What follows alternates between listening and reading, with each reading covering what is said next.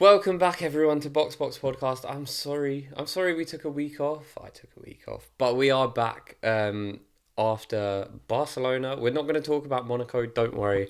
I'm sure some of you have just woken up from it anyway. But yeah, it's good to be back. I'm glad that you're joining us. Whether you're listening to us or watching us, do make sure if you're watching us, give us a thumbs up. Subscribe if you're new around here, and do comment if you agree or disagree with anything that we say, or you have any interesting points for us to use next week. If you're listening to us, then do make sure you give us a 5-star rating, because it really does make a difference to the podcast, and we really do appreciate it. While we're here, we should also say we are Box Club we are Box Pod, powered by Box Club. So there is an exclusive offer for you guys if any of you want to download the ultimate F1 widgets app. The link is in the description. And yeah, you can get yourself a 30% discount code off the Ultra subscription, okay? Using Box Pod 30, maybe. It's in the description. Either way, use our link, get a discount, and yeah, check it out, because it really is the coolest F1 widget app out there, and we love it.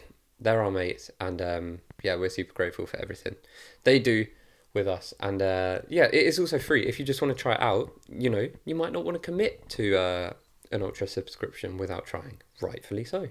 It's free to download and to try. So go to the App Store or the Google Play Store, or whatever store. I think that's probably the only two places they are at. The Android store, I don't know. And try it out, because it's sick, and it will revolutionize your device into an F1 widget monster. I don't know what I'm saying now, but it is cool. Anyway.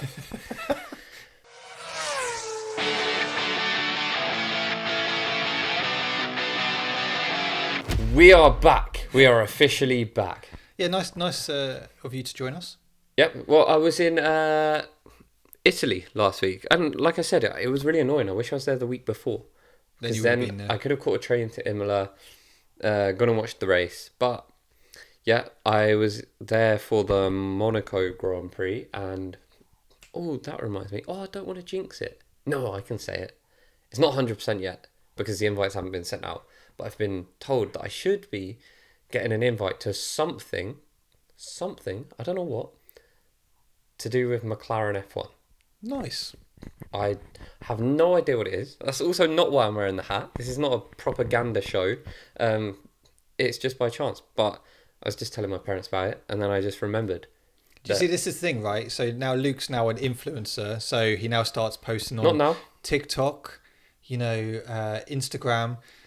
But this, one thing you have to realise, guys, it's a Luke thing. Luke will go to all these things, and I'll just be in the background, maybe, just sitting there, see all those memes in the Matt's background. the sort of guy that thinks if his mate wins the lottery, he should have won it as well. We do a podcast together.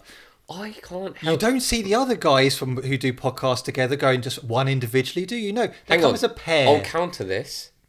Waffling. You see Joe and Theo getting invited everywhere. Yeah, but they go on holiday without you. Come on, on from you're that. Me. You're the me of Box. There's only two of us. I know, it's bad.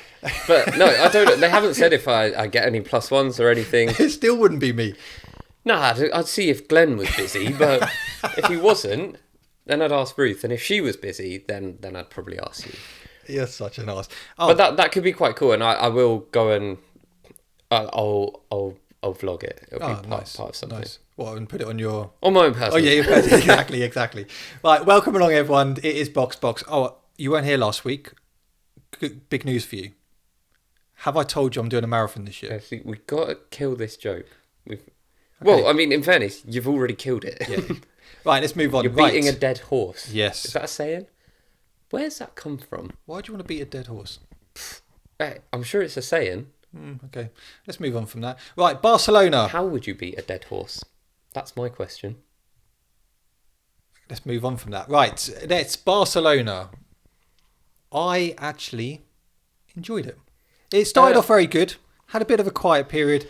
The end of the race got juicy. I'd say it was one of those 6 out of 10 races. Yes. Which, not bad. It had its moments. It had its quiet moments. That is racing. And then it came alive again. Yeah, then it did come alive. Final 6 races came alive. And Max Verstappen tried unaliving a certain individual. Right. We'll get on to Max in a minute, okay? But we'll do what we normally do on the show, and we'll go through each team. We'll talk about their weekends. You guys at home, if you're watching on YouTube, do drop a comment and let us know what your thoughts are. If you're listening on audio, then also just drop a comment. You can actually drop a comment on Spotify, so do that. Where would you like to start today? What team would you like to start with? Do you know what? I think we should start with this team because normally we brush them out the way. Okay. Because, they're having a terrible season, but it's expected they're going to have a terrible season. There's a new project coming. That's what they're focusing on. Today was not a terrible day for Sauber.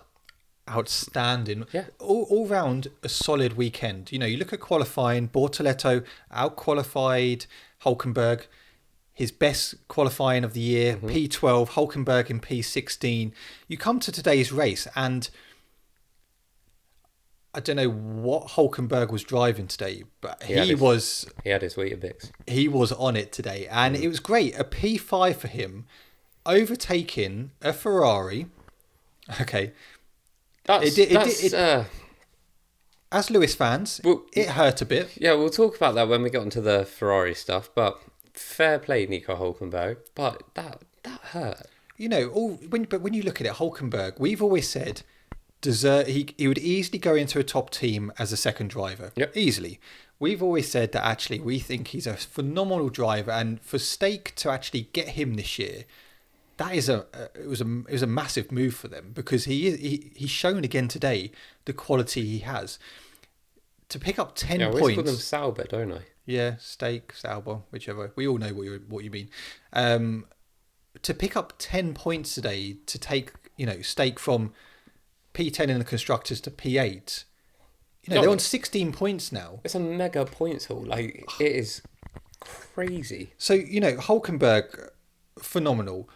Bortoletto, I know he finished P12, but he was yo-yoing up and down that grid today. Yeah, well, it was a strange one across the board in terms of pit stops. I don't think anyone truly knew when the best time to pit was. No. How strong the undercut was and... at one point, Gasly, for example, was, I know he finished, P8 today, but he was down in P17, he was P11, P14, P8, he was all over the place. Yeah, no, and it was, it's crazy. You had Max Verstappen on like a different strategy to everyone at the front, then you had Lewis Hamilton kind of in between those, and you had Charles Leclerc, who obviously had the two fresh mediums. Yeah. You had...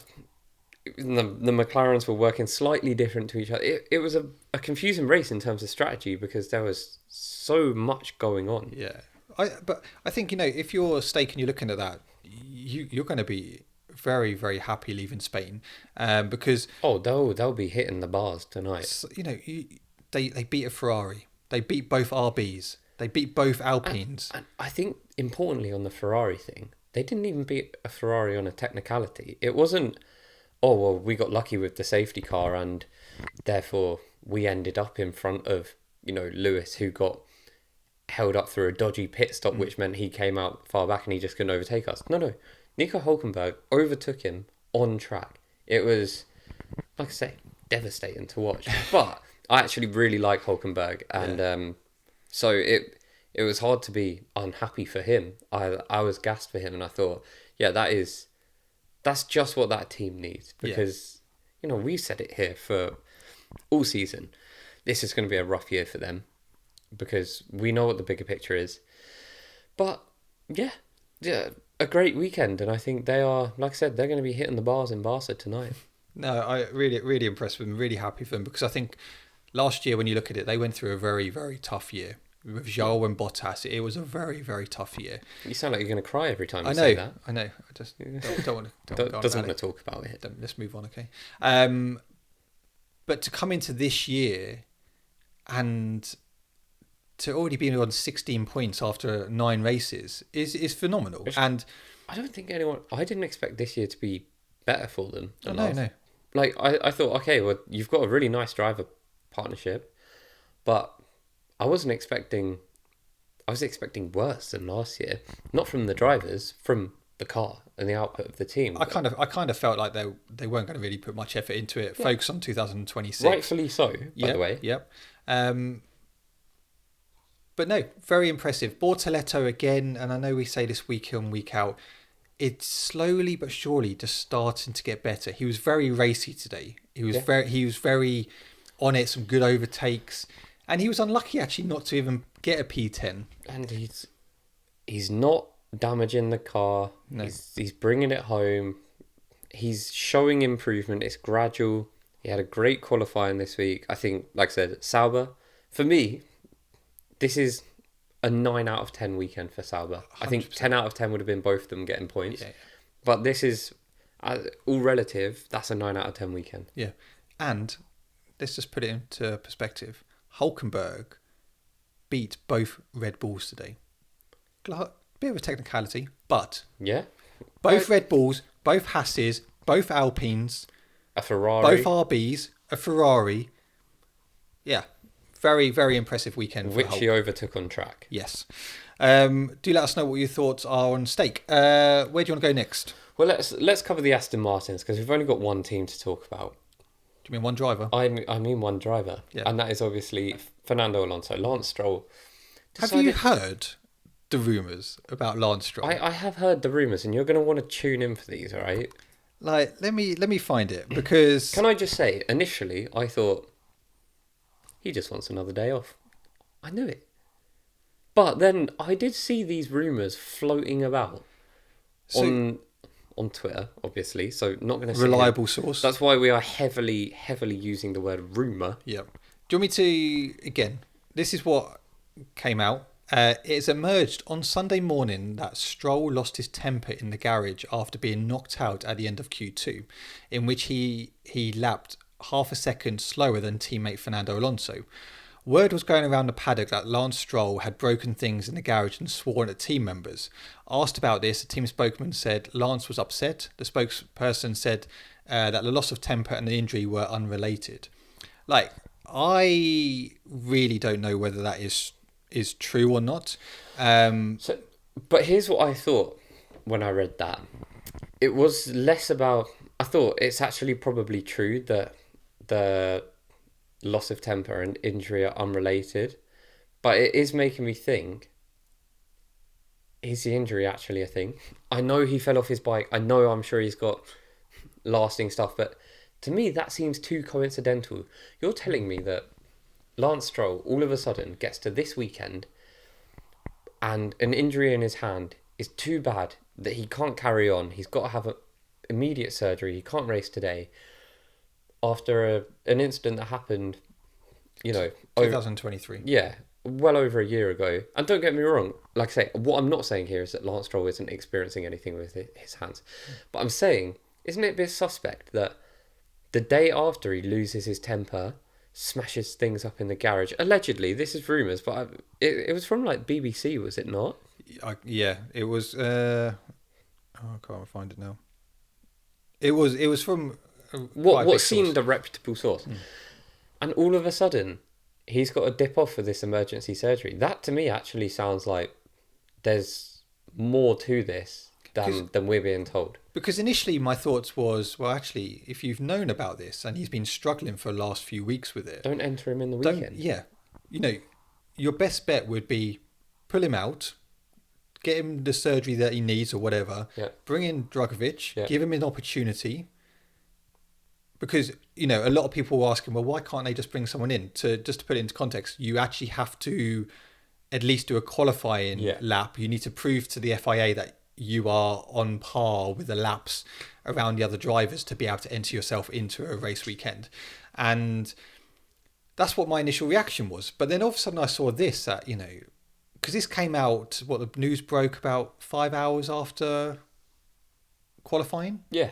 And I thought to myself, this is a bit weird. Like, Lance Stroll isn't someone who I expect to go and smash things up. He's not some type of character who I would expect to go... Do you know what? Part of me thinks he actually probably is. Really? I just think, and I could be, by the way, like completely wrong, because I have no idea what he's like. But obviously what I think of when I think of Lance Stroll is spoiled rich kid billionaire. Do you know what I mean? Mm. So I actually think, you hear him come on the radio how he talks, and I think sometimes he's disrespectful to his engineer. I think sometimes there's like a total lack of respect for the team, and okay, I know it's not gone right for Aston Martin, but there are still people back at the factory working hour upon hour upon hour to try and get that car right, or whether they're working on next year now. Like, it's irrelevant. They're all working really hard, and I feel like he does disrespect that quite a lot. And I think when I heard this story, I thought, actually, I kind of can imagine it. But on the other hand, the bit that confuses me is we see very little emotion. Like, you got to remember, Lance Stroll holds the record for the most Q1 knockouts, okay? Getting into Q2 this weekend, if anything, he should be, it's like jubilation. Like, you're like, Wow, yes. that doesn't happen often. Yes, lads, we're in Q2 and not going out in Q1. So you would think that he'd be used to going out. So why now would he lose his shit and start smashing the place up? Do you see what I mean? I'm trying to look at it. I get it. At the end of the day, we don't know if this is true or not. Nothing has actually come out. I like to think it is. I like to think Lance hopped out the car and just started smashing the gaff up. Like, I think that would be quite funny. But flip the car. Yeah. I don't like it. It would be quite funny throwing tyres at people.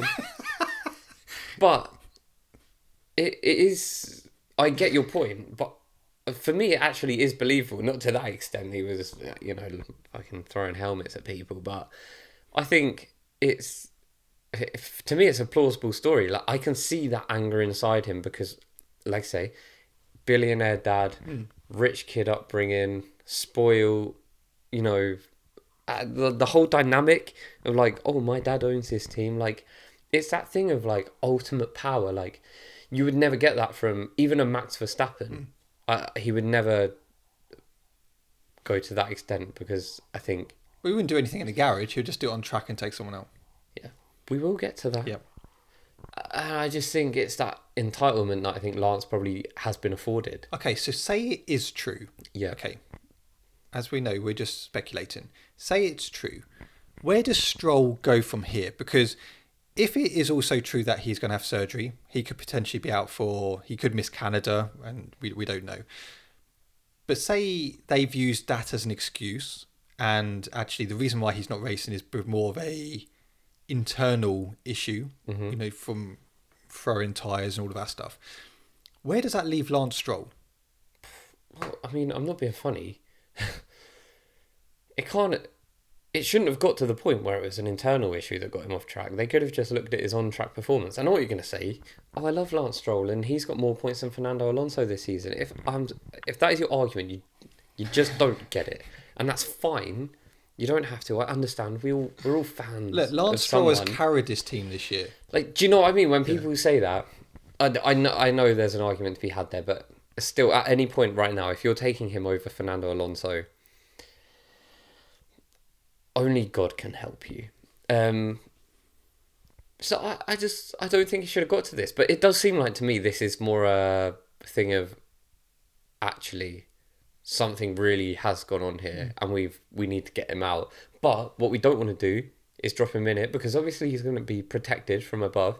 But I think maybe his dad's even looked at him and been like, this is too far now. You can't behave like that.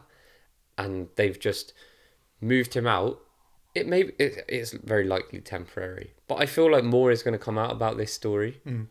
If it's not true and it is the fact that he's having surgery, speedy recovery and all of that. So we're just speculating anyway. Do you know what I mean? What do you want us to say? Like, oh, Lance Stroll has hurt his hand and is getting surgery next. Like, okay, what's next? No, I'm joking. We're just, it's entirely possible. These scenarios. Lance Stroll may have actually been abducted by aliens last night, and they don't know how to tell us. Now that would be a cool story. That's it. Maybe he performed a hit and run on a dog, and he's been arrested. Oh no, is the dog all right? No, dead. Oh man. Yeah. No, it's really bad. So what type of dog? Huh? What type of dog was it? It's a Labrador. Is that the only dog you know? It's just the first one I thought of. What is going on in this episode? No, but you know what I mean? Like, they could... Anything could have happened, is what I'm saying. I think to me, it does all seem a little bit suspect with this story breaking out. I think had this story not have come out, I would have thought nothing of it. No. But with that coming out, that I just think the timing is a little bit weird. And also, I find it weird that they've known he struggled for a while. So why bring him into a race weekend when we know that the risk of him not being able to complete it would be so high? Yeah. They're not idiots. They've got a lot of very, very knowledgeable people around these guys all of the time. And we said back in 2023 when he had his incident before the season started, and within 2 weeks he came back and he raced. Phenomenal. Like that must have been awful for him. But crazy. Like who the fuck makes someone do that? It would take 6 months off. Yeah. I broke my wrist. I mean, I got straight back to work. And mine was actually we know about it. Mine was a lot more difficult because what you don't understand is I have to use a mouse and keyboard, so that's quite active on the wrist. So would you say yours was more challenging than what Lance Stroll had to do drive around Bahrain? Put it this way, I found it easier driving to the shop than I did typing out an email. Wow, there you go. Take from that what you will. Yeah. All right, Fernando Alonso, well, qualified P10, got into Q3, and then picked up his first points of the season, getting a P9, 2 points for him. Again, a technicality because Max got penalised. But anyway... Oh, but he would have ended up with 1 point. Would have been. He still would have got points. Yeah. So very, very good weekend for Fernando Alonso in his home race. And... he was going through the pack, wasn't he? He looked super up for it. I'm not gonna lie. And he drove a pretty good race, and he was obviously coming over the radio. In qualifying, he was really happy in qualifying. Yeah, but on apparently he was hounding the team during the safety car to ensure that they are allowed to catch up. Yeah. To the pack, because obviously Liam Lawson was 10th, and they were catching up, and if they had restarted the race without allowing the back markers to catch up, only 1 point was available for all those boys in that back group, where we saw, and I know these were already up with the pack, but look, we saw Lewis Hamilton get overtaken by Hulkenberg. So those guys deserved that opportunity to join over the pack, as annoying as it was waiting for that car. And it meant Alonso got P9. Very, very solid weekend for Alonso, so well done to him. Right, shall we go to Haas? This is quickly, a difficult weekend for Haas. We can brush over Haas. Sorry, Haas fans. Behrman got into Q2. He went out in P15. Ocon in P17. Race wasn't any better. Finished P16, P17. Was a bit of a nowhere weekend for Haas. So, one to forget. Yeah. And... I mean, Behrman had the little... it wasn't really a scuffle. Is that a word? Kerfuffle? What, with Lawson? Scuffle? With Lawson. With Lawson. We had that, and it was a good overtake, I thought, from Lawson on Behrman.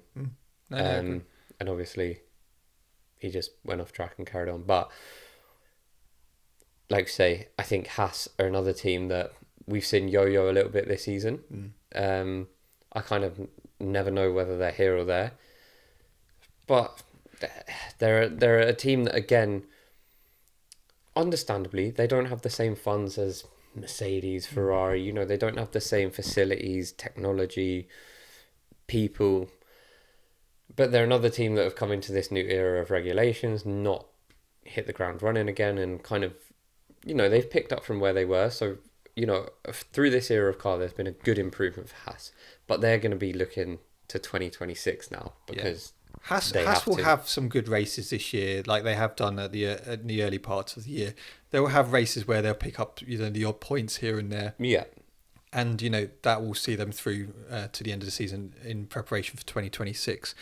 Let's just quickly let's brush over Williams, because again, another. It was a very difficult weekend for them. Carlos Sainz going out in Q1, qualifying P18 in his home race. His lowest ever. Lowest ever. Albon getting knocked out in Q2, qualifying P11. Heading into the race, I mean, look, Albon had a collision on lap 1, ended up changing his front wing. He then came together again with Liam Lawson. It was a day to forget for Alex Albon, and actually a weekend to forget for Williams in general. Was there any confirmation? I assumed they retired him because they just run out of front wings. That's what my initial thought was. Yeah, I thought, a team like Williams probably actually don't have too many. Can I ask a question, right? Alex Albon got a 10-second stop-go penalty for that collision, right? I know what you're going to say. Okay. So he's the one who had damage to his car with that collision for Lawson. Right? Can I just say, I think that Albon was wrong in that. Yeah. I felt like that was Lawson. Lawson had a few dodgy ones, but that one on Albon was actually good. 100%. Yeah, no, I agree with you on that one. What was weird though for me is that he's the one who got the damage, so his race was basically over. So that's bad enough as it is. You then get a 10-second stop-go penalty. Fine, he comes in, serves out, goes round again, retires the car. I'm assuming it's because they didn't have any more front wings, or they're kind of like, do you know what? Fuck this. Yeah, get on the plane. But then you get someone who deliberately tries to crash into another driver. 10-second penalty. We'll get onto that shortly. But it seems a bit bizarre. If that was Lewis Hamilton that did what Max Verstappen did, oh my god! Before the end of the race, he'd be burnt at the stake. They would have thrown spikes down to pop his tyres, dragged him out of the car, and burnt him. Genuinely. The difference of treatment between Lewis and Max, I think, is incredible by the FIA. We didn't get to speak about the penalty in Monaco last week. No. I mean, that was ridiculous. That would never, ever happen. I would argue that would never happen to another driver other than Lewis Hamilton. I'll die on that hill. Even Lance Stroll's penalty was only one place grid penalty. He caused a crash. Yeah. Do you know what I mean? And there's an argument to be had, well, if that happened to any other driver other than Max Verstappen, would the offender have even got a penalty? I'm sorry. And then today, just for me, took the piss. And I said all season, like, Max is funny. I thought, I know we'll get onto it, but it pissed me off. It did. It wound me up. I'm sorry. That 10-second penalty is not enough for that. And, then you get Albon getting a 10-second stop-go penalty for that. Come on. No, it's his race ruined anyway. He should get a penalty because he shouldn't have turned in on Lawson. Lawson made that corner. Yeah. That dive bomb was great. And he doesn't pull them off often. But he did. And then, Albon ruined his own race by doing that. A 10-second stop-go for that versus 10 seconds for smashing into the side of someone deliberately. Oh. We also know that there has been further punishment since that, which we'll discuss later on. But, just finishing off on Williams, Carlos Sainz, P14. This weekend was just a very, very tough weekend.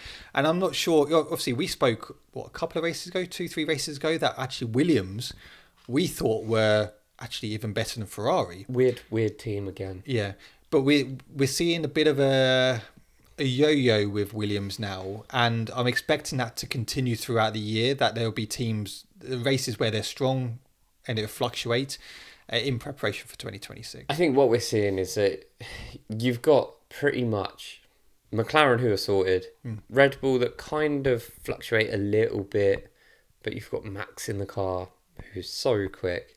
You've got the Mercedes who are there, the Ferrari who are there but fluctuate a little bit. And then you've got the Williams who are kind of, sometimes they're there with those boys, sometimes they're well off it, and it's it's weird. It's weird, but where do you want to go to next? Alpine?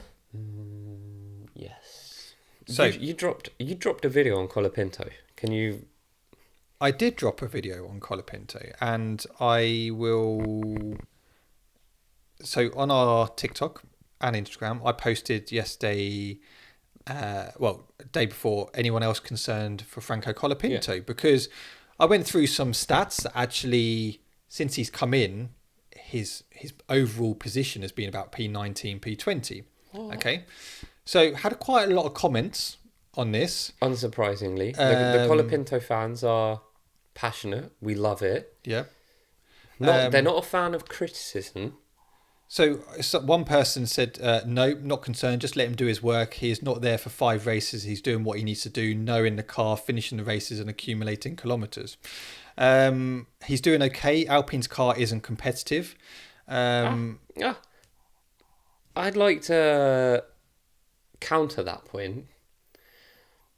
Colapinto fans right now at home, what that man has said, would you have said that about Jack Doohan?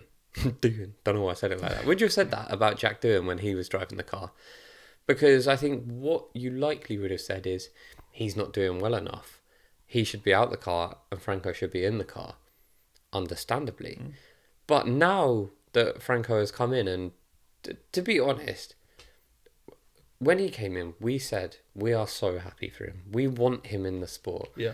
But he's come in and he's not he's not set the world on fire or anything. He's not done any better than Jack Doohan.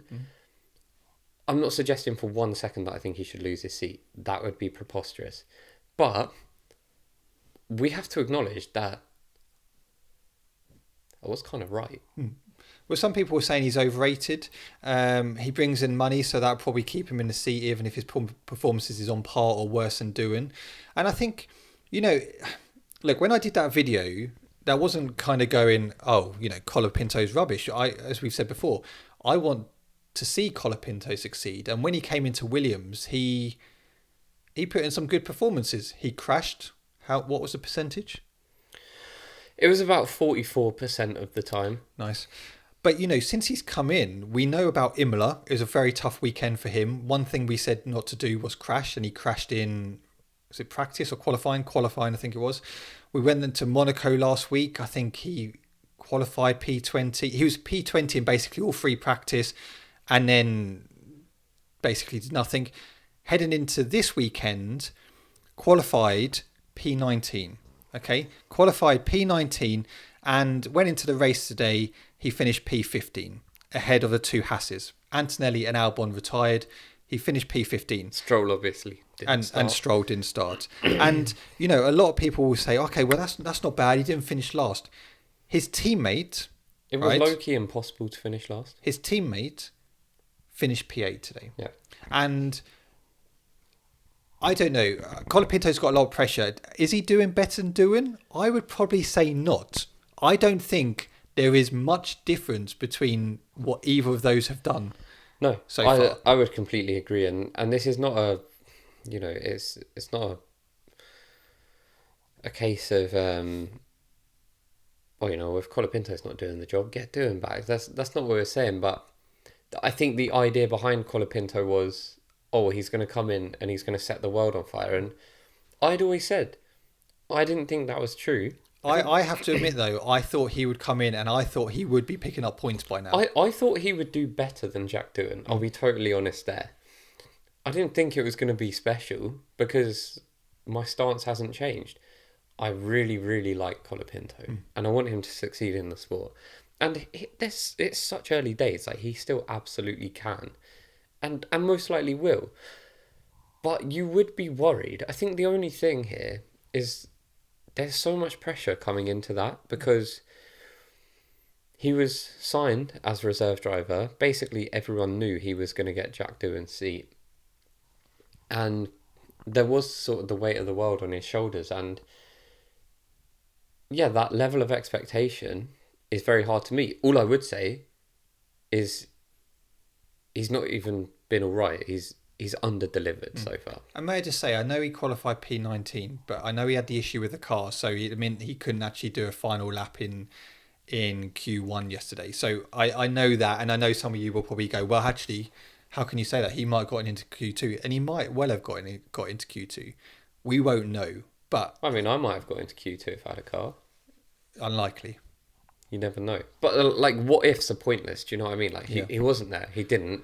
He got P19. He only made up 2 places net in the race. And, yeah, I just want to start seeing more from him. I want to see this exciting Colapinto that people talk about. I want to see this driver that is going wheel to wheel with people. Like he did at Williams. I'll give him that. He raced people there. But yeah, we need to see a bit more from him. And I think even genuinely, like Colapinto fans will sit here and say, I agree. We need, we come on here every week as Lewis Hamilton fans and say, we need to see more from Lewis Hamilton. Or we want to see more. And it's the same with Colapinto.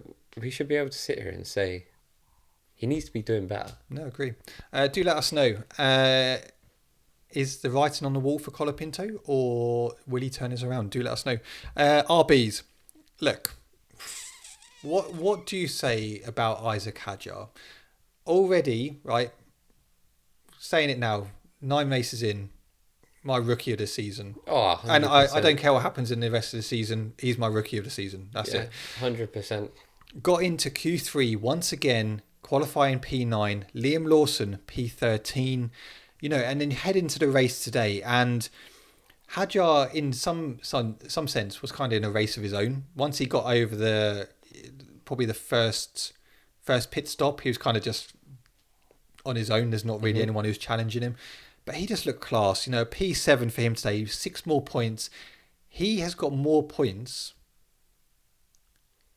than Yuki and Liam Lawson combined. Correct. Yeah. I mean, he's been like a silent assassin. He's just been going around doing his business, not really making any waves in the sense of, like he's not been disturbing anything.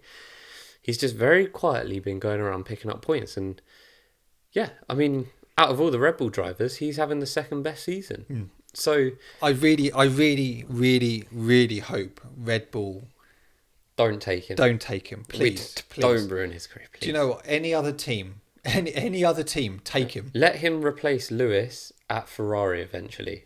Well, okay. No, eventually. Okay, yeah. Yeah, when Lewis decides to hang the helmet up, I don't know what the saying is. Let Hadjar take that. Don't put him in that Red Bull seat. No. Because you know what will happen. He'll start driving like he's got no legs. He won't be able to press the accelerator. So he won't go anywhere. I just don't want his career to be butchered. We'd like to protect him at all costs if that's possible. Great guy, quality personality, seems like a laugh. You've seen all the TikToks, mate. He's class in them. He obviously got to watch his team win the Champions League this weekend. Then he goes and picks up a P7 at the Barcelona Grand Prix. Just let him live his life and just don't ruin him by putting him in that second seat of Red Bull next season. He's a special talent. He's a really special talent, and there's not many drivers that have come in recently who I look at and I'm kind of going, yeah, you've got a bit about you. Like he's not afraid to challenge. His pace is good. When you look at the fact that I was having this conversation with Glenn yesterday about generational talents, right? This will upset some people. That's fine. Kimi Antonelli, in my opinion, not a generational talent, right? For me, a generational talent comes into the sport and they put the car somewhere where it shouldn't be. Max Verstappen in the Toro Rosso. Lewis Hamilton came in, had it a little bit easier in the sense that he had a race-winning car, but he went head-to-head with Fernando Alonso. I'd argue Charles Leclerc at Alfa Romeo did a great job. I'm not seeing that from Kimi Antonelli. Kimi is younger. Not than Max, by the way. Max was young when he came in the sport, 17 when he came into the sport. But Isaac Hadjar is someone that I'm looking and thinking, wow, actually, you're in an RB which has no chance of ever competing with the boys out front, right? Take that thought out of your head. Now in this, moving into this new era, that is not going to happen. But he is constantly at the front of the rest. Yeah. And one more lap today, he would have easily got Hamilton. 100%. Yeah. But no, really, really impressed with Hadjar. Lawson, again, missing out on points today, being outperformed by Isaac Hadjar. And look, Liam Lawson, we've had our opinions. I cannot see him turning this around and coming back at Hadjar. Hadjar just seems in a league of his own between those two. Yeah, I mean, look, I said this about Lawson. It's difficult because he's had his season very disrupted, and Yeah, but that was 7 races ago. He's no, had enough no, time. He's had enough time now to gel into this RB team. I completely agree. But I think there's a lot to be said for getting your dream move to Red Bull alongside world champion Max Verstappen. You know, in a title-winning car, and you lose your seat after 2 races. I can't begin to imagine what that does to someone's confidence, their general demeanour, their ability to sleep at night, their ability to go about a day without any like feeling of anxiety or like it must be absolutely sitting with him. And I'm not look, ultimately it's elite sport. Sadly those excuses will not wash and he is gonna have to start getting a little bit quicker. But all I think of when we talk about Lawson, I just think how hard it must be for him. Yeah, no, I agree. It's not an excuse necessarily for, you know, it's not an excuse that's going to save his job or anything come the end of the season, but it's something that I always think about. Yeah, no, and it's a completely fair point. He's just got to turn it down. He's got to turn it around very quick because he the thing is you can't wallow. He's not allowed to basically be affected by it. Because if you're Red Bull and you're looking at Liam Lawson, okay, you've decided he's not good enough to be the second driver in your seat. He then goes to you then think to yourself, go to RB, prove yourself there, and who knows what happened in the future. He's gone there and he's been outperformed by Isaac Hadjar. When Red Bull look back at this come the end of the season, they're going to be going, well, actually, he's had 2 opportunities in both our seats and he hasn't delivered in either. It's whether they look at him like a Pierre Gasly, where they kind of just allowed Pierre Gasly to sit in the team and perform. The difference with Pierre Gasly and Liam Lawson is Gasly was always the stronger driver. Yeah. And Lawson isn't. No. Do let us know what your thoughts are on RB. Right, let's touch on Mercedes quickly. Rough weekend. Rough weekend for them. So we say rough weekend. Russell, P4, Antonelli, P6 in qualifying. Russell, that's not so bad. No, it's not. But race-wise, it was tough. I know George Russell picked up a P4, which I think, on hindsight, from even George said, is probably the best that they could have got this weekend. Yeah. Antonelli, again, 2 races out of 3 now. Obviously, we had at Imola, he had a engine failure. Today, is weird, wasn't it? He was just driving straight and then his engine just went. Like, engine just failed. So Mercedes they should be really concerned about that, by the way. It's weird, it's always Antonelli. Is this a conspiracy theory? No, I'm wondering if it's a way his driving style, which is leading to... perhaps. Or his setup. I wasn't saying there's a conspiracy, but what I mean is... He's got his tinfoil hat on. No, you know what I mean? It's kind of... Is it something specific within their driving style which is causing these... Yeah, I mean... These issues with the car. I don't know. I'm only speculating. I'm not an expert. It's an interesting point. Well, yeah, we've never claimed to be experts. If you're here for the experts, you are in the wrong place. We'll touch on Russell in a bit when we get to Red Bull. But yeah, tough weekend for Mercedes. We could combine Red Bull and Mercedes since we're going to go there. We've got okay, right. You want to go to Red Bull? Right. So I actually also did another video because obviously Luke... See, who's really the influencer here? Well, who does work for the channel on here? That's it. What? This video that you're watching, this podcast that you're listening to, I upload those. Yep. So, yep. Did you see a thumbnail when you clicked on this video? Yep, he did that as well. I made that. So he does all of his work on a Monday, and then you don't see him for the rest of the week because I do the editing. I'm busy going through the data. So I can come to this all prepared. He's too busy trying to get like loads of events for himself. Well, hopefully I'll be busy at a McLaren F1 event soon. Yeah, I hope you enjoy yourself. Right, so Red Bull.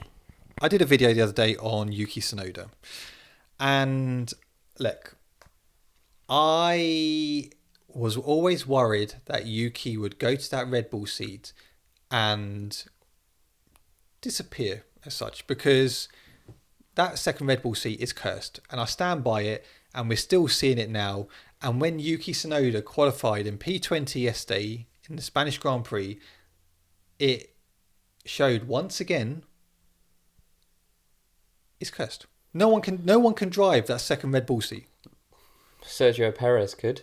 I mean, Sergio did all right, but you got Does it make you think it might have been a bit too harsh on him? No, realistically, go back. Who you've got? Tsunoda, Lawson, Gasly, Albon, Kvyat. Oh no, because he didn't race next to Max. Oh yeah, Ricciardo. Other than Ricciardo, but like Albon, Gasly, Lawson, Tsunoda. Perez is better than all of those. Perez. But I found funny. I saw you messaged in the chat Tsunoda's crap or something the other day. I didn't. No, I didn't. Nah, right. I'm pulling up the receipts. No, I mean he's. No, don't backtrack now. You said something, and I was thinking, hang on, you've been banging on about how good he is. Did I say that? Well, I may have said because he's crap because he got knocked out of P20. But so is it the car or is it Tsunoda? Okay, you said Tsunoda is so bad. Yeah. I was stating the facts, wasn't I? He qualified P20. Wait, is it Tsunoda that's bad or is it the car that's cursed? Okay, it's the car that's cursed. I take that back. Sorry, Tsunoda. Right, it's the car. It's the car. The car is bad. There has to be someone out there who can explain why Max Verstappen is able to take that car to the forefront of a championship battle, and everyone else can't seem to get it out of P20. Do you know what? Right, in life, there's some like really unanswered questions, some really big topics which people cannot quite understand. And our biggest, what we want to understand the most is why can no one drive that second Red Bull seat? Yeah, but this is up there with confusing. Like, what is the meaning of life? How did we all get here? Like, why is the sky blue? Why the fuck can Max Verstappen be in a championship battle, but no one else can seem to get this car higher than P17? I don't understand it. I know Max is good. He's unbelievable. There's no way he's that good. Sure, do Red Bull just build this car all around Max? Yeah, is this what it is? Are you telling me if you take Max Verstappen out of that team and put, I don't know, if you had Liam Lawson and Yuki Tsunoda, right, as the two Red Bull drivers... They would have no points. They would be the worst team on the grid, which is unbelievable to me. That's a fact as well, because they'd have no points. Yeah. No, it's mad. If anyone actually knows the real answer on why Yuki Tsunoda or any other driver cannot drive that second Red Bull seat, please let us know, because it's probably one of the most like frustrating unanswered questions in life. Well, because it's even like Red Bull don't get it. No. I don't think anyone knows. So Tsunoda qualified P20. He ended up finishing P13. I mean, yeah. Look, the thing is, I'm not going to give him credit for that. No. You know, it's just not good enough for a Red Bull second driver. No. I'm sorry, it's just not. Let's touch on Max. And I love Yuki, by the way. We both love Yuki, and I want to see him do well. And it pains me. It pains me to see him struggling like this. It really does.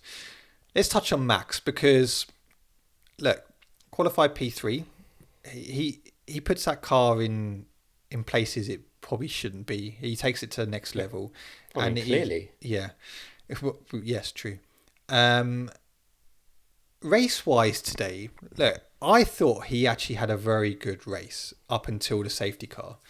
I thought the three-stop strategy was something different. They actually looked relatively quick. And they had to do something different. So I admired it from Red Bull because, let's be honest, we knew they weren't going to win that race. Once he got overtaken by Lando, we knew Max wasn't going to get any higher than P3 without trying something different. And, you know, we can go back to the Mercedes masterclass at Barcelona. Mm-hmm. We know that if you pull off a strategy right, you can win a race with it. Yeah. So I respected it from them. And I think, P3 was definitely on the cards before the safety car. However, safety car happened. Kimi obviously retired. And look, there's two ways of looking at it. Max was on the softs. The only tyre he had left was to put on was the hards. And there were the new hards. There's two options here. You either keep Max out in front, he leads the race, and you just hope that maybe, okay, worst case scenario, you finish P3, P4, whatever. Mm-hmm. Or you bring him in, put him on fresh hards, where no one else is on hards at all. They're all the mediums or softs. And you just hope that he finishes P3 or P4. My initial thought process was like, actually, look, there's 6 laps to go. Just leave him on softs. What have you got to lose here? He's on a better tyre in some sense. But then, on the other hand... The hards were pretty crazy, I'll be honest. But I get it. They didn't have an alternative, and it is difficult because, you're either a sitting duck or you're a sitting duck. Yeah. But, and so that was a decision in that sense, and Max was livid with it because he was like, what is on my car? Yeah. Like, what are these? They're hards, Max. Why are they on my car? Because we don't have any other tyres. Okay, cool. And so the safety car restart happened. He went on a dirty line. Superb save, by the way. I mean, I think he was just he just couldn't get those tyres up to temp. I just think they were like driving on icicles. But a hell of a save. Because it looked incredible. Yeah. It looked sick. And then Charles Leclerc had the benefit from that mistake. Went up inside him. And initially, my thought process was Max Verstappen has come over. However, Anthony Davidson, and I have to say, Anthony Davidson, I really like your analysis on Sky. I actually think you're pretty decent. Tell him he's listening. Anthony, I rate you. Okay. But it was actually Charles Leclerc who went over into Max. To me, it looked like that. I didn't watch post analysis because I had to go to my parents for dinner. But to me, at the time, even when Nico Rosberg was saying that's Max's fault, I was thinking, I don't really think it is, to be honest. I don't think Charles had got far enough alongside him to, move in front of him. What's Max supposed to do? Max didn't move, and they're on a straight road, which is very wide. Charles could have just not come over to the left, like he could have just carried on going straight. Well, Charles did say that it was kind of his fault anyway. Yeah, and luckily they didn't. Nothing major came from that. But Charles was always going to get that. So Max, that was the start of Max's. He didn't have to give the position back though, like Max was crying about. No, like, it was just literally coming together. That was a bit of a desperate attempt by Max. And that was the start of the Max Verstappen. Oh, his head loss. He has a head loss. That's one thing I've always said about Max. Yeah, it's one thing everyone's always said about Max, but my God, that guy has a head loss. And George Russell summed it up perfectly at Abu Dhabi last year when he came out and said about, he can't handle it on track. And to some extent that is true. Oh my God, if the chips are down and things are going against him. And then we get into turn 1. George Russell had every right there to go for the overtake. He was ahead of the apex. He had everything right. The difficulty was he had a snap of oversteer. That snap of oversteer meant that it went out of position, and it meant that Max Verstappen had to be pushed wide. I mean, the oversteer was likely caused by the fact that he was carrying a bit too much speed into the corner. Yeah, granted. Don't get me wrong. George should have gone for that, but it then was his fault going into Max. And so Max had no. He wasn't pushing him. He wasn't closing him in, and he had to take avoiding action and go off. And unfortunately, the team then come over and said, you got to give the place back, and rightly so. Max Verstappen. That was a stupid call. It was a very stupid call because that decision there led to the events leading afterwards. And I know some people will say, well, Max Verstappen led to those. He didn't have to do what he did. Granted, you're completely right. But there's a lot of factors that lead up to that. Putting him on hard tyres, losing it almost along the main straight, losing the position to Charles Leclerc and having a bit of coming together. Len being pushed wide by George Russell. Len. Then Oh, being pushed wide. I thought you said Len was pushed wide. No, then was pushed wide. And then he gets told he had to give up the position. So all of these factors there. I mean, look, I'm not defending Max Verstappen here, but you can kind of understand why his head was going to be lost. I understand him being annoyed, but I think what he did to George Russell is inexcusable. And 100%. What did you think? Because Nico Rosberg came out afterwards. Well, actually, during the race, and said he should be disqualified. What are your thoughts on that? Well, I mean, I kind of agree. I think if you not tolerating that behaviour with a 10-second penalty sets a precedent, and look, it didn't change anyone's race. Okay, that's fine. But what it essentially says to drivers is, oh, if you get annoyed and you get frustrated, you're allowed to drive into other people. That's what it says, right? Plain and simply, you can't argue that. And I think that's why it's really bad. A 10-second penalty, right? We've all been angry before. Everyone sitting watching this podcast, us two here, everyone listening to it, you've all been angry before, where in that moment you see red and self-sabotage. You don't care. You know, I'm sure you've had it playing FIFA at home. Something happens, you smash your controller up. You know the only person that affects is you, right? No one else. The guy that has just scored a sweaty goal in the 95th minute is not suffering from the fact that you smashed up your £50 controller, right? That is exactly what Max Verstappen was doing, right? Granted, he could have taken George out in this scenario, but the only person truly that was going to get hurt by that was Max, because it was going to lead to a penalty, or it was going to lead to a disqualification, or maybe even further punishment beyond that. But when drivers see red mist, you've now told them that you're only going to get a 10-second penalty. It's the car equivalent of punching someone in the face. Yeah. And I think this was the perfect opportunity for the FIA to nip this type of stuff. And yeah, but again, they bitched out. And this is what I'm saying. I don't care what people say. If Lewis Hamilton did something like that, holy hell, you would not hear the end of it. My God. But you know, Lewis Hamilton barely blocks Max Verstappen in Monaco. 3-place grid penalty. I know it's qualifying, not a race, but whatever. A 10-second penalty for purposely driving into another driver, which we know was out of anger. And Max did not deny it either, because he got asked the question, you know, was it intentional? What do you think? Yeah, and then refused to talk about it. And look, if that's the precedent that we're going to set, great.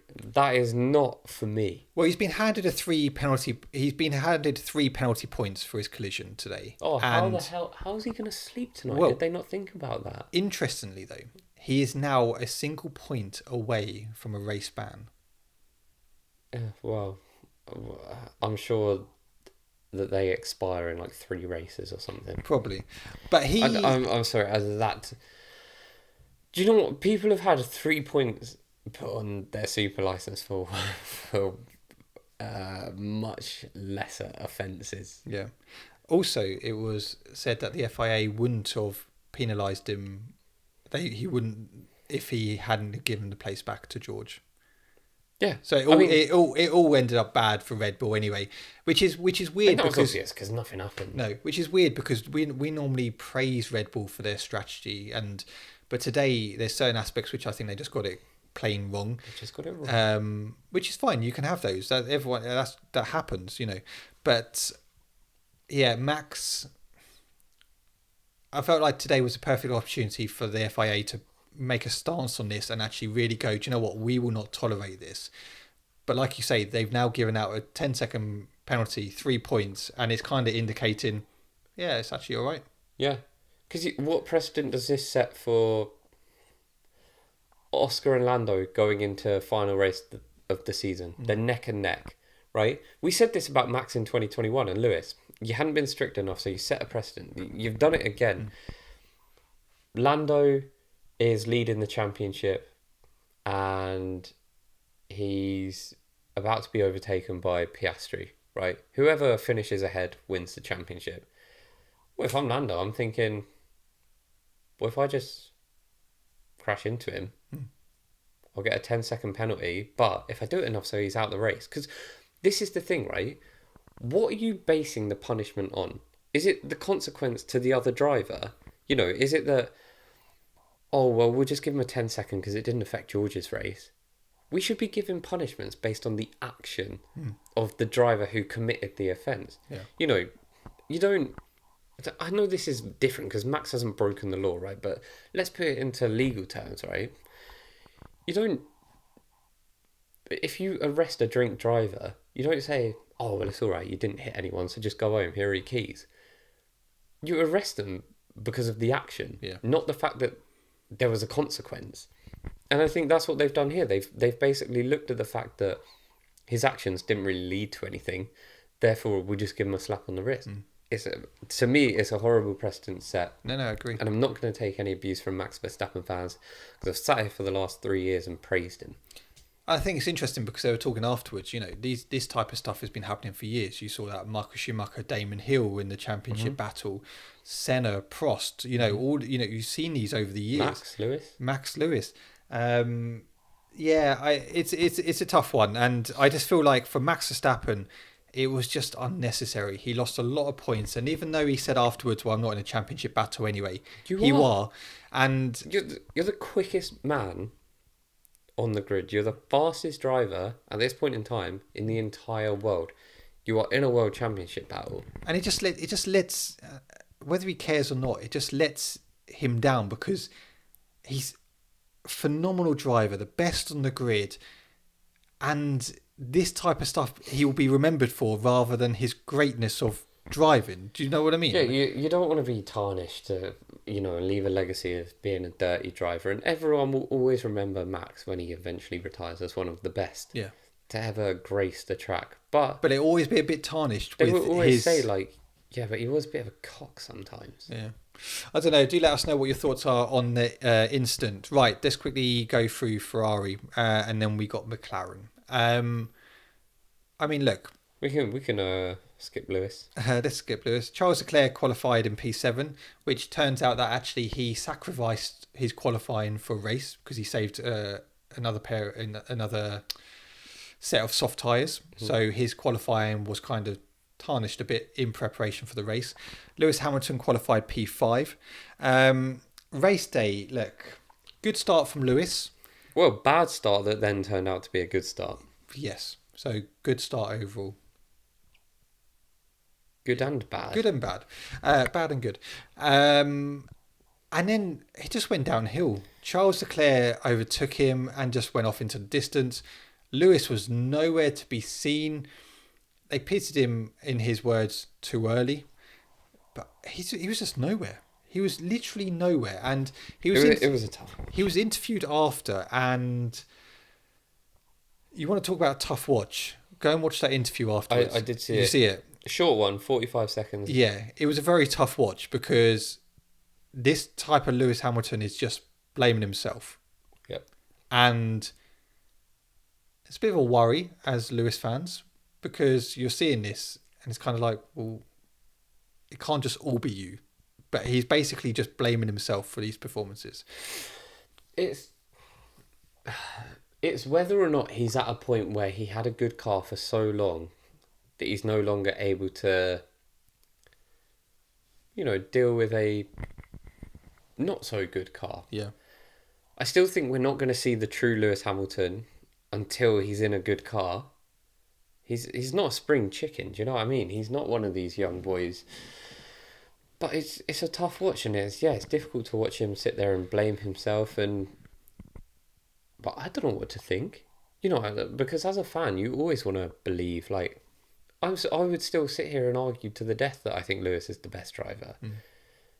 But whether that's arguing with my head or not, like, probably not. But I'm still going to sit here and believe that he is. And when he says stuff like that, you think, don't say that. Like, if you can't believe in you, how the fuck am I supposed to? Yeah.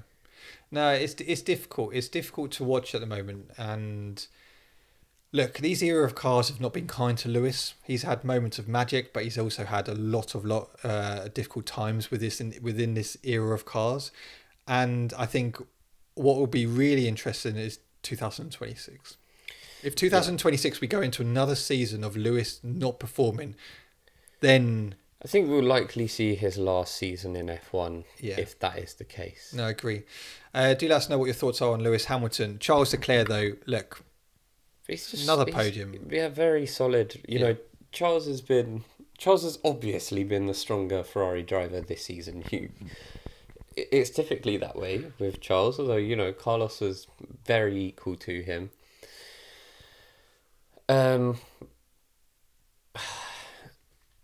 Yeah, you know, good drive.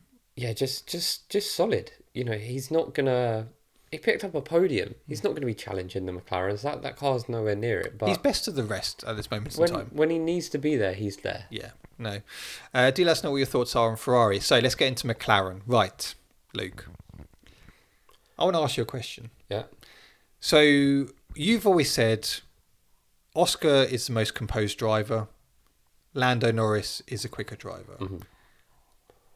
Today, you saw, or this weekend, Oscar Piastri, the more composed driver, and the faster driver. Yeah. What are your thoughts now? Because we're 9 races in. Oscar Piastri has won 5 races now? It's getting to that point where I'm starting to hit the crossover point. And I'm not going to lie, I still put it down to mentality. Let's look at qualifying yesterday. That lap when Lando needed it most didn't come. No. And then also out of nowhere, Oscar then puts 2 tenths on the grid, and the biggest gap in qualifying this season. Yeah, for pole. It's getting harder for me to argue this point. Look, I think what I will say flat out is McLaren are in the best position, because I came into this season saying that Ferrari have the strongest lineup. I'm going to now change that statement and say McLaren have the strongest lineup. I think they have, you know, between them, the strongest partnership in the sport, and they are going to win the Constructors' Championship. I don't think we're going to see Oscar walk away with this championship. No, I think it'd be tight. We will see more from Lando, but yeah, at this point, Oscar's head is like, you even hear him on the radio, like he never sounds like out of breath or anything. He's coming back with like relaxed, calm responses. It's very like short and to the point. He's succinct. He drives so efficiently. That's pole position, Oscar. Cool, thanks. If Oscar Piastri wins the World Championship, I will be delighted. I like Oscar, and you know my view. You know, I've been saying now, I personally feel Piastri will be better than Lando Norris. I've said that last year before. You've mocked me heavily. Yep. But I've always believed that would be the case, because I think he's just getting better and better. And you know, Oscar Piastri becomes the 3rd McLaren driver to score 8 consecutive podium finishes. Who are the other 2 drivers? Lewis Hamilton. Yep. Mika Hakkinen. Nope. Oh, Alonso. Nope. Button. Nope. McLaren drivers. You just sound really stupid now. Oh, Lando? No, come on now. Am I being an idiot? Yes. Ayrton Senna. Oh yeah. Whoops. You know that. Who's that? Yeah, the legend. But when you're looking at the head-to-head this year, right? So Piastri has outqualified Norris 5-4. Okay, that's... which is I'm only giving they're level pegging basically. 5 race wins to Norris's 2. 10 points difference in the championship. But that's not a lot, considering Oscar's won 5 races, Lando's won 2. But you've got to remember though, okay, So Lando won Monaco last week. Great. Very good lap on the Saturday. It was a bit of a parade on the Sunday, okay? Monaco is one of those difficult ones. And this is why I do think Monaco kind of ruins that in some sense, because it's not proper racing. In the sense of there's no overtaking, nothing really happens. It's just a scare electrics, isn't it? And I said last week on one of the videos that actually it'd be interesting to see if Lando can continue that momentum into this week. Because if Lando won this week, I would actually be going, okay, now we got to be a competitor. Mm-hmm. But Lando Norris once again came out of qualifying yesterday going, I didn't get pole because I made mistakes. Okay, he's getting better, granted. But he's still making these same mistakes, which is costing him week in, week out. Oscar Piastri does not do that. And that is a difference between these two. And no, absolutely. And look, what I will say is I think they're both very, very, very, very close on pace. Yeah. On raw pace, I still have Lando just pipping him. But I feel that's starting to turn. Well, I think a lot of the time what you see is because Oscar is able to put the quali lap in. Yeah. And even, during the race, he's got the temperament. Those mistakes cost you. If Lando Norris started P1 today, he would have won the race. I think clean air was the difference here. Yeah, okay, clean air was the difference, but I think because they're too close to each other, in my opinion, in terms of pace, that they can just match each other. So I think if Lando started P1, he would have won. Oscar starts P1, he wins. Yeah, I don't know. So I think qualifying is going to start becoming really, really, really important for these McLaren boys. And your money all day long is going to be on Oscar Piastri at this point because he's programmed like a robot, which is not an insult. All right, it's a compliment. Answer me this, then. You say if Lando started in a pole today, he would have gone on to win. If he started on pole, I still think he would have lost a position into turn one. That start. If you lose it to Max Verstappen, I don't think that matters in this race. No. That start from Oscar today was superb. He was comfortable. And it's a tricky place to start P1 as well. All throughout the commentary today, you heard, Lando's starting to make a dent in Oscar's timing. He's starting to catch him. Oscar was managing. No, but this is my point. This is where I think they're just able to match each other. I think they're both pretty much as quick as each other. Yeah. But if I had to put my money on one of them on a day that had zero pressure on, it was just they were able to race, pure pace, I think Lando would just pip it. But there's way more to it than that. So what does Oscar have to do? Because he's won 5 races this season. That's such a small sample size. I think. But what does Oscar need to do? We've seen Lando be really quick for many years in a car that has not. And what's he done? Great. No, but that doesn't mean he hasn't been quick. Yeah, you can be quick, but the difference is Oscar is quick. He's just more composed. Well, yeah, but that's my point. Yeah, but I think Lando has proven himself enough to be considered a marginally quicker driver. Yeah, you might disagree, and I'm not saying like, oh my god, Lando is so quite clearly the quickest. I can understand the other argument, but I still think it's less down to pace. I think they're so closely matched in pace. McLaren have this partnership that is like a dream partnership because you've got 2 drivers that are so competent, but you've got one driver that's just got a level up on mentality, and that is probably what is going to make Oscar Piastri the world champion. And that's not. It's not like I'll be saying, oh well, he wasn't the quickest driver, therefore, because if he wins the world championship, he was the quickest driver. But mentality comes into that. Yeah, I don't know. For me, my opinion. Give it. I said after a few races back. I think it was after Imola. I said give it a few races, and I probably will start shifting my opinion on that. Yeah. No, do let us know what your thoughts are. Are you still Team Lando? Do you think he's going to go on and win a championship? I know it's 10 points, and 10 points is not much at all. The tide can turn in a single race. Yeah, remember 100%, that. 100%. But I think that is I actually have fan questions. Do you? Yeah. No way. Every week at the end of every episode, No way.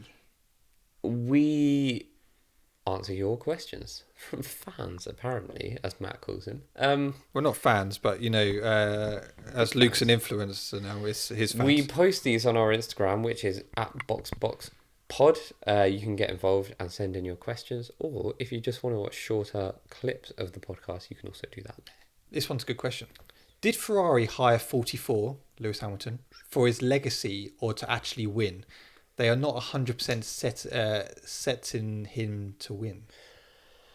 I genuinely, when he signed, thought it was to win. I think that if they want him to win, and it's very difficult at this point because Charles Leclerc is a very, very established driver. Yeah. Lewis Hamilton is showing signs that he may be tailing off a little bit. But if you want him to win, you have to build a car for him for 2026. Okay, answer me I'm this. not saying they should do that. I'm just saying that's what you need to do. Answer me this. Carlos Sainz was still in that Ferrari. Mm-hmm. Would he be doing a better job than Lewis Hamilton this year? I think marginally. A marginally better job. I don't think he'd be doing that much better on points. Charles isn't doing that much better on points. I know there's more to it than points because there's the gap between them. But like I say, I think this is about if they're serious about Lewis and they have brought him in to win a championship or attempt to win a championship, you have to build the car around him for next season. Otherwise, it is just for legacy. No, agree. Do let us know. Who's your driver of the day today? The way Oscar just keeps so level-headed is amazing for me. Well, I did a video on this, and it will go out tomorrow morning and before this podcast. Honourable mentions for me: Isaac Hadjar, Oscar Piastri, Hulkenberg. No, hang on. Oh, he's Charles your Leclerc. driver of the day then. My driver of the day is Hulkenberg. Yeah. I think if you can put that stake right in a P5, take away 10 points, which in theory is arguably the worst car on the grid. In theory, definitely the worst car on the grid. To walk away with 10 points in a P5, you've got to be classed as driver of the day. Yeah. Although Max Verstappen did get voted driver of the day on Sky. Criminal of the day. I concur. I think Hulk was driver of the day. A lot of these other questions are kind of stuff which we've already answered already about things. Do you agree with Nico Rosberg that Verstappen should have been black flagged? We've spoken about stuff like that. Yes. Can I just say, Nico Rosberg this weekend, I love him. I think it brings such a refreshing aspect to commentary and his opinions, and I know some people like him, some people don't. I just thought he was brilliant this weekend. I don't understand how people don't like him on comms. You can not like him from when he was racing Lewis. He gives such in-depth analysis. He's an unbelievable pundit. It's, and commentator. I think we should honestly pinch ourselves when we have him, because we're so lucky to have someone like Nico Rosberg sort of giving us all this inside information when we're watching it. And to me it's a privilege, because even the details of kind of what they're feeling in the car, what their preparation is, what they'll be going through. He knows certain things on the steering wheel that are popping. I think it's just everything. And even after, as the safety car was ending and he's saying, they'll be shifting their brake balances back to optimal level, they'll be doing this. Just all those little things that they're just little nuggets of information, but he just gets it, obviously. He's a world champion. He drove for a very long time in F1, very experienced driver, ended his career at the top, and I don't understand how anyone doesn't like him. No, I find it refreshing. I like having him on. I think he's just brilliant. Do let us know what your thoughts are on Nico Rosberg. Right, that is the end of the podcast. We'll be back next week previewing Canada. Do check us out on all social media, TikTok, Instagram. Check out Luke. As I said, he's now an influencer. It's true. I might have a selfie with him later. You won't. Okay, I won't. But yeah, hopefully you've enjoyed this podcast. Do get involved. Do let us know what your thoughts are. And we'll be back next week for a brand new episode. Bye-bye.